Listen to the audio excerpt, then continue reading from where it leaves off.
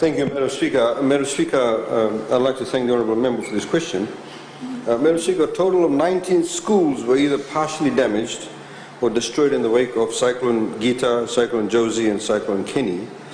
Of these schools, Madam Speaker, there are 9 schools in the Western Division that were affected by the flood and landslide, and 10 schools in the Eastern Division that were affected structurally. These schools that sustained serious structural damage and required substantial reconstruction, or even to the extent of actually demolishing them and putting up new structures, Madam Speaker.